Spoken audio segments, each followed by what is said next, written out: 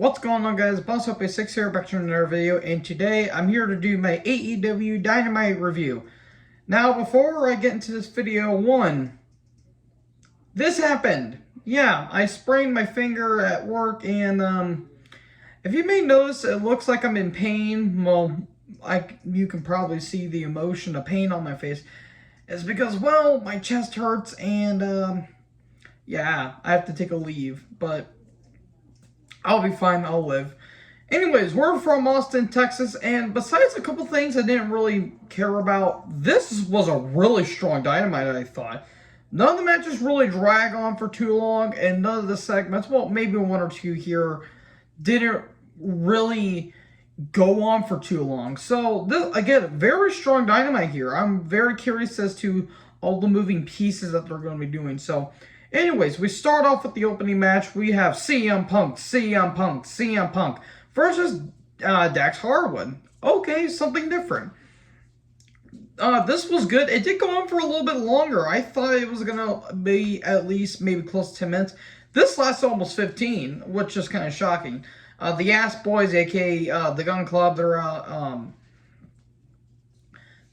in ringside. This was a really good match. This was a really good start. It's kind of old school versus old school because, you know, Dax Harwood's kind of got that Arn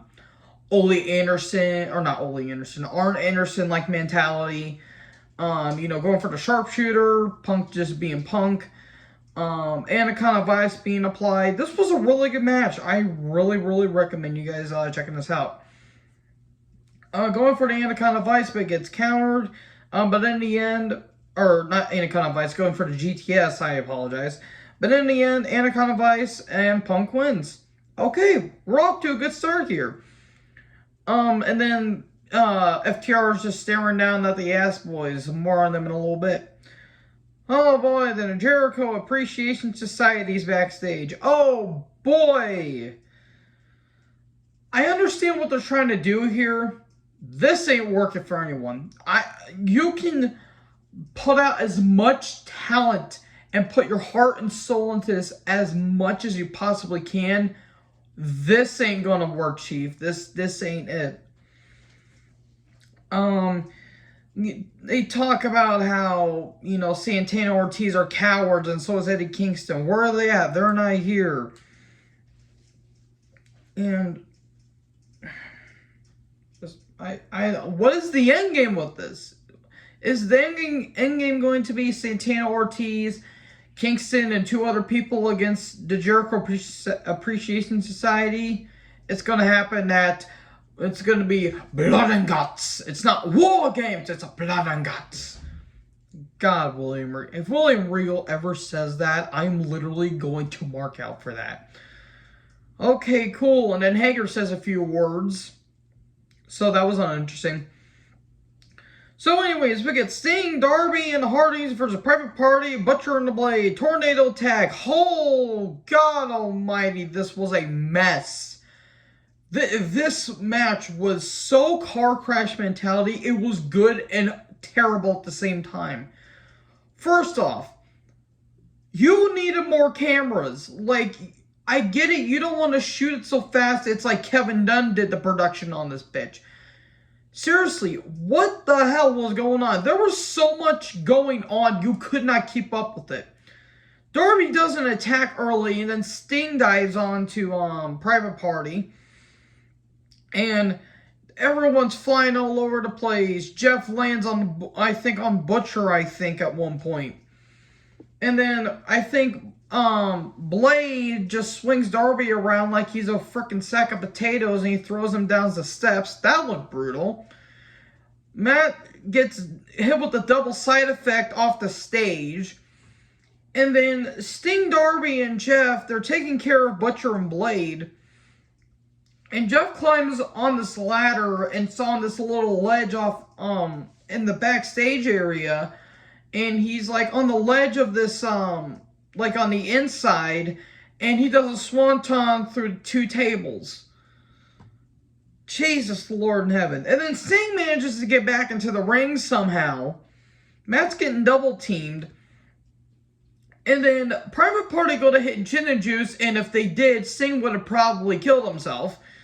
because that would have been bad. But Sting catches one of them, tries to land them and get in the Scorpion Death Drop, but the momentum made him fall down. So Sting kind of got him in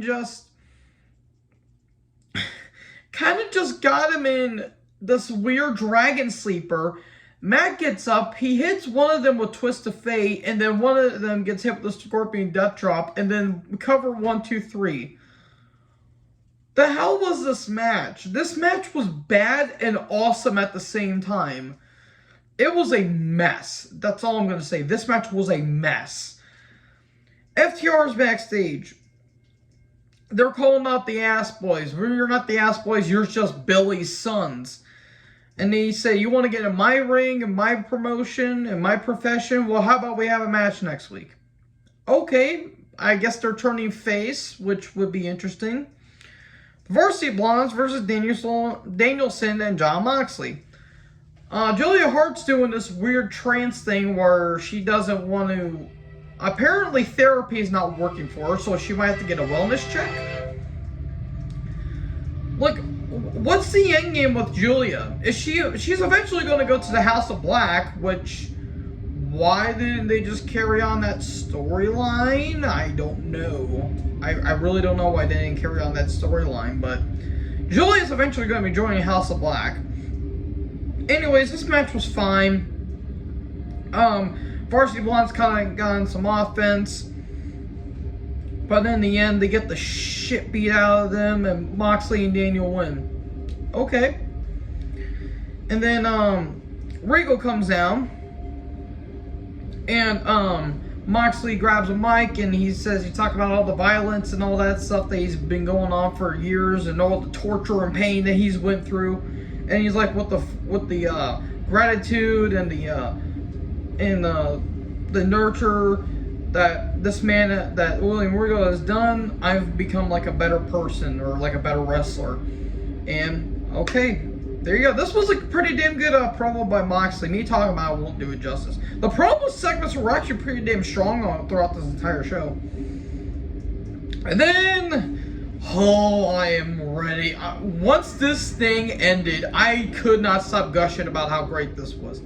MJF and Spears come down, and there's like security in the front. Oh my god, this is one of MJF's best promos. And I'm not even kidding, this is one of his best promos. He talks about how Wardlow disrespected him, and he's like, well, Wardlow, you're now War Dog, you're now a little pig. And he knocks the crowd, and he knocks Punk, saying, well, next time we face each other will be the most embarrassing loss. And by the time you die, I'll go to your funeral and I'll piss on your grave. This is absolutely fantastic. People are chanting, Jesus or something, and then he's like, well, unlike Jesus, I'm going to nail Punk to the cross and he'll be crucified and stuff like. This was just brilliant. This is some great heel work by MJF. He's an ass that you want to hate. You want him to get killed in front of God and everyone. Oh man, he knows how to get under your skin. But he's like, Wardlow, the devil, comes with ironclad contracts, and now you'll have enough money. I gave you a house for you and your mom, who he calls a skank later on. It just, God, Jesus, this was great stuff. Me talking about will not do this promo justice. And he says, well, Wardlow, there's nothing you can do about it. And then here comes Wardlow, and then like 3,800 freaking security guards literally get on him. And, MJF is talking about the rumors about Pinnacle, breaking up. And MJF's like, well, now we got the big problem out of the way. We have a bigger surprise waiting for us. And Sean says, if you're in the Pinnacle, you're always on top. I'm not a fan of Sean Spears, but that was icing on the cake there. This was beautiful stuff here. Anyways, Tony Tony Schiavone's all over this goddamn show. Him and Yuta and the best friends are backstage. And what was going on last week between stuff with Regal and Trent's like, I never liked you, but I was always there for your friends, and we let you sleep on our couch, and this is how you repay us. And Yuta's like, well, I've never liked you either, Trent, but I've never been one to be the best friend. I wanted to be the best wrestler. Okay, that's good. Okay.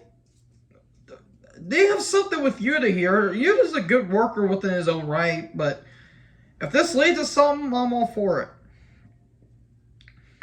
And then we get Jay Lethal versus Adam Cole.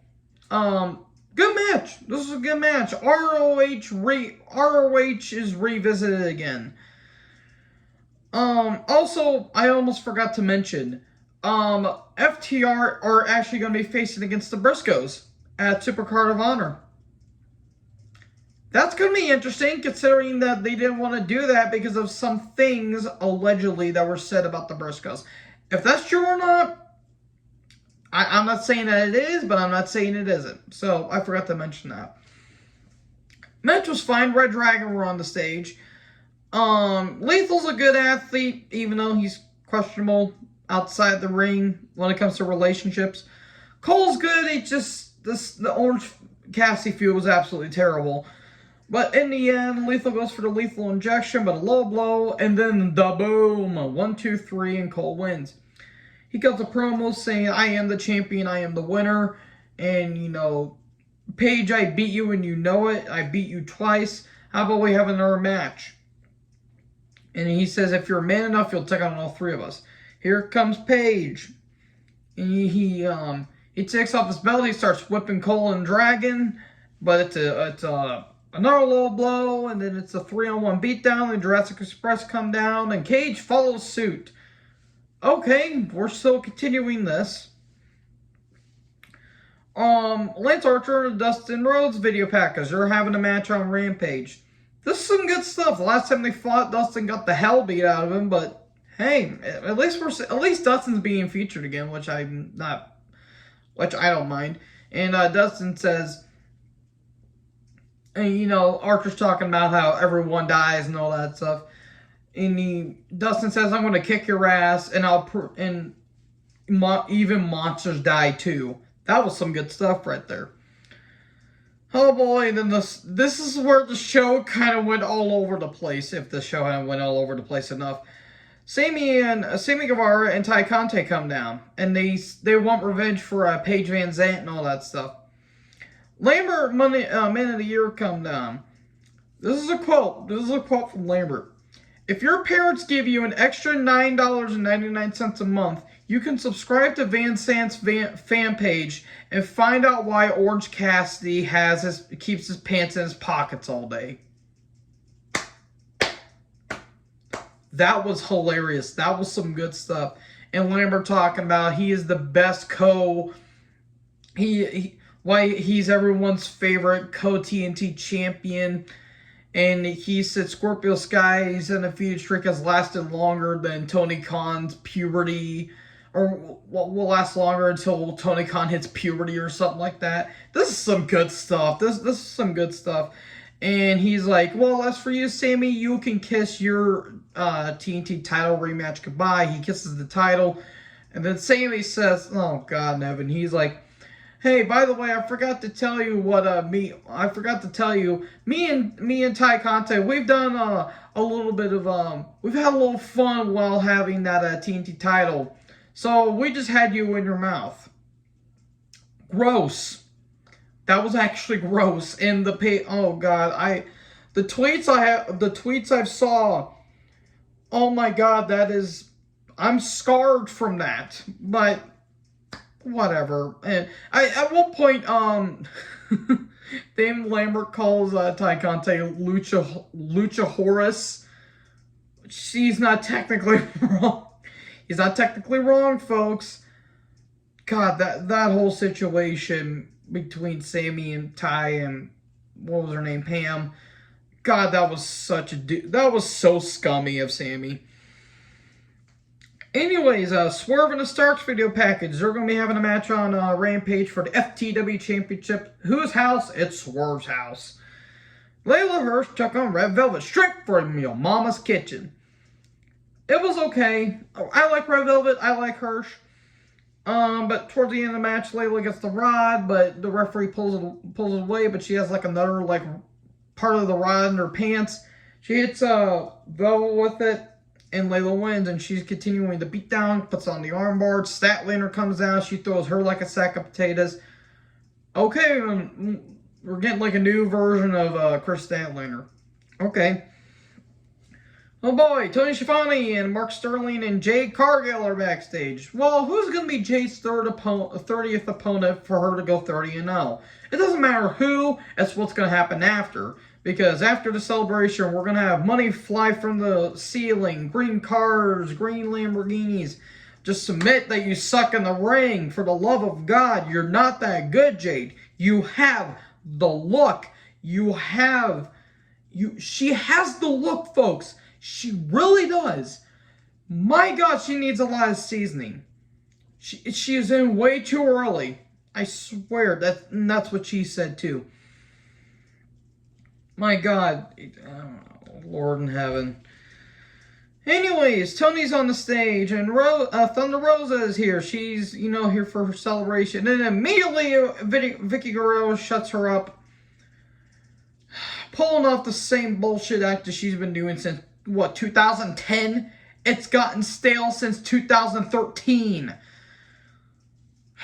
Anyways, this is kind of a historic moment because this was the same, I think the same arena or the same venue that Nyla Rose actually won her first ever women's championship. So at least that's kind of cool.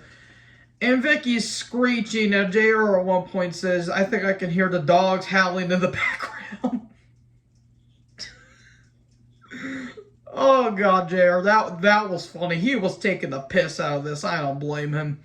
Freaking Vicky's shrieking, and Thunder's trying to tell her to shut the hell up, but Vicky's just screeching, and then Rosa gets attacked by Rose, and we're gonna have that match at some point. I wouldn't mind, but God, that line from JR was so hilarious.